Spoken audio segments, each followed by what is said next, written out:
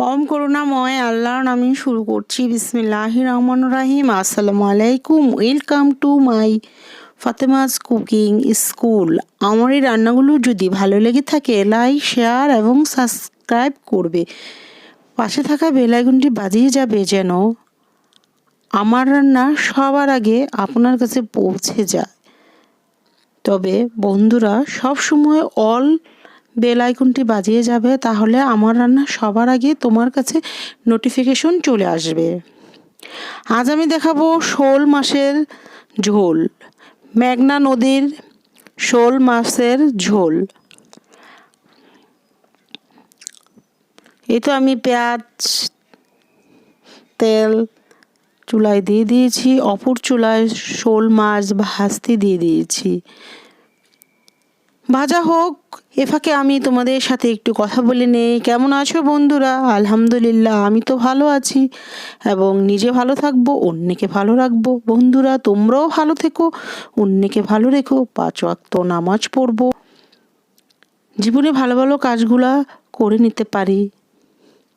যেমন কোরআন পড়বো, 5 ওয়াক্ত নামাজ পড়বো, হাদিস পড়বো, সৎ থাকবো। এগুলো করলে বন্ধুরা জীবনে আর কোনো কিছু প্রয়োজন হয় না। চলো আমরা সবাই মিলে ভালো থাকবো, এই প্রতিজ্ঞা করতে পারি। এই তো আমি শোল মাছের ঝোল রান্না করার জন্য হলুদ, মরিচ, ধনিয়া এবং আদা রসুনের পেস্ট হাফ টিস্পুনের চেয়েও কম দিয়েছি, কারণ আমি মাছের মধ্যে অত আদা রসুন খাই না। এবং আমি দেশি টমেটো 3টি কেটে দিয়ে নিয়েছি, নেড়ে চেড়ে নিয়েছি ভালোভাবে। এবং 2টি আলু ভালোভাবে বড় বড় 2টি আলু লম্বা লম্বা করে কেটে নিয়েছি। যেহেতু টমেটো লম্বা করে কেটেছি, তাই আলুও লম্বা করে কেটেছি। এই তো কাঁচামরিচ দিয়ে নিয়েছি। এখন ভালোভাবে নেড়ে চেড়ে নিচ্ছি। এই শোল মাছের তরকারিটা যে কি মজা হয়েছে, না খেলে কেউ বুঝতেই পারবেন না। অনেক মজাদার একটি শোল মাছের ঝোল। তবে অবশ্য গ্রামের দিকে এই শোল মাছটাকে শৈল মাছ বলে। এই তো আমি ভেজে রাখা শোল মাছটি দিয়ে নিয়েছি। এখন একটু নেড়ে ছেড়ে নেব।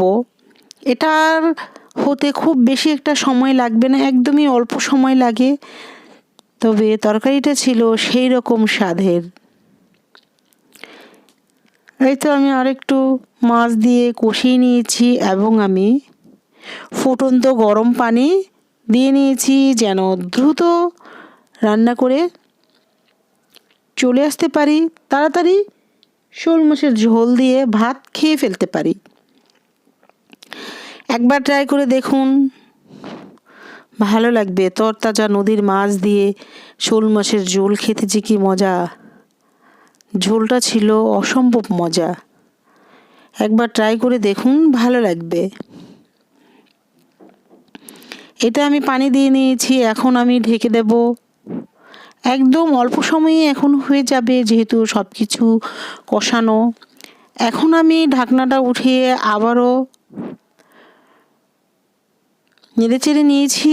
নেড়ে এখন আমি ধনিয়া পাতা দিয়ে নিয়েছি। এই শীতের সময় ধনিয়া পাতা তরকারির মধ্যে না দিলে আসল স্বাদ পাওয়াই যায় না।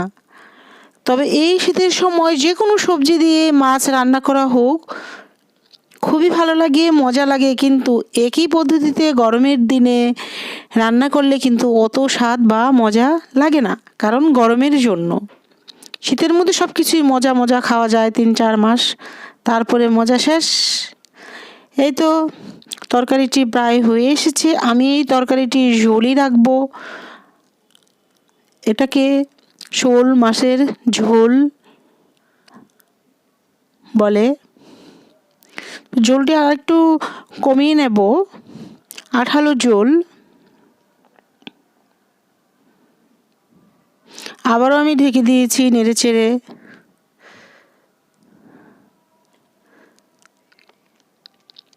এই তো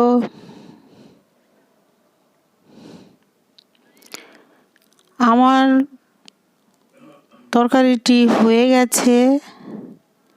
আমি ঢাকনা উঠিয়ে দেখে নিলাম তরকারিটি হয়ে গেছে, এবং সেই সাথে দেখুন তরকারিটি ঠান্ডা হলে আর আঠালো হবে। এই তো এখন ঠান্ডা হয়ে গেছে, দেখুন ঝোলটি আঠালো হয়ে গেছে। তরকারির কালারটিও কিন্তু অসম্ভব সুন্দর ছিল, খুবই ভালো হয়েছে। আসসালামু আলাইকুম, সবাই ভালো থাকবেন, আমার জন্য সবাই